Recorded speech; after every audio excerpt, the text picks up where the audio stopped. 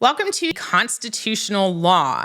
I'm Virginia Tarani, and I am the CEO of the Law Unscripted LLC, and I'm a full-time practicing attorney in Maryland, D.C., and Virginia. And I am so very pleased to introduce Dr. John R. Weil, who is with me, and even though I'm hosting, he will be providing the majority of the lecture.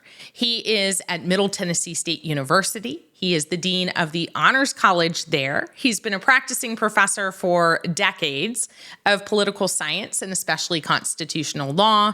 And he is a preeminent expert and academic scholar in, let's try to get this right, the Constitution, the amending process, constitutional law, the Constitutional Convention, American symbols, a lot of the American presidency, and a whole lot more beside that. Do I have it right?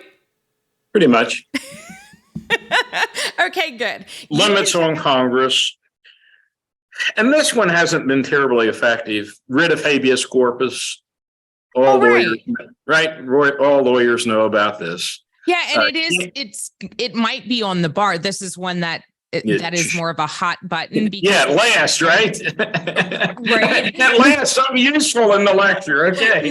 No, it's all been very useful. I mean, especially when we get into the spending and the taxing and the necessary and proper clause. I mean, all of this is supposed to be up, free for all, is like free questions. It's available to be used. And if the students don't know that, either on their law school tests and exams or on the bar review, then they're up a creek, they lose points. Yeah. So all of it is important. We've just gotten to a place where it's overlapping with another subject area that they're doing and required to know of the criminal law and procedure. So this is one where it's like, pause, because it's both.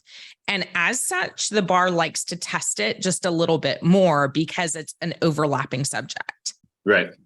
So, I mean, basically habeas corpus, you can't imprison someone, detain them without giving them within a short period of time the cause for which they're incarcerated. It can be suspended in cases of rebellion or invasion. There is still, one of the criticisms of Abraham Lincoln was that he did, in fact, suspend habeas corpus on his own. And some say, well, look at this. This is in Article 1, Section 9. For Congress. This is something for Congress. And Lincoln, said, Congress wasn't even in session. We were about to lose our country. I had to do what I had to do. But in any event, there's a prohibition for that. There's prohibitions against bills of attainder or ex post facto laws. Now, the former you probably don't encounter a lot. But in the English Parliament, they would sometimes basically condemn and penalize somebody, one of the king's ministers, without going through a formal public trial. That's prohibited. Ex post facto law is a little more complicated, and with criminal law better than I do. But basically, it's making something that you did yesterday legally a crime today and punishing you for it. Or aggravating the penalty. When I committed this crime, I wasn't eligible for the death penalty, and now you're going back and saying, yes, you are.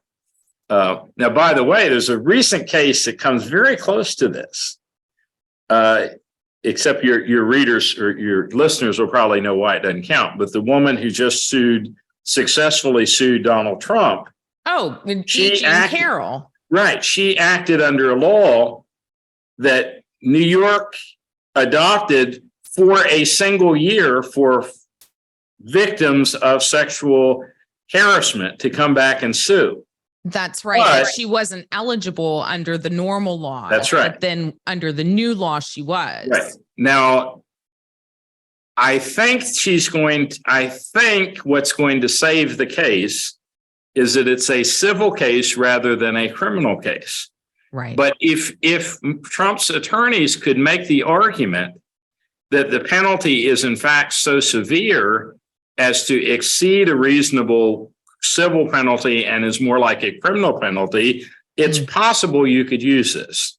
Although Well, this comes under Article 1, Section 10, not Article Sure. 1, Section 9. The ex post facto and the bills of attainder, or just the ex post facto? Yeah, both come under it. And then no titles of nobility. So as much as I would like to be King. Duke John or Lord Vile, it's not going to happen as long as I retain my American citizenship. And means I don't have to lick anybody else's boots either. So it's a pretty fair trade.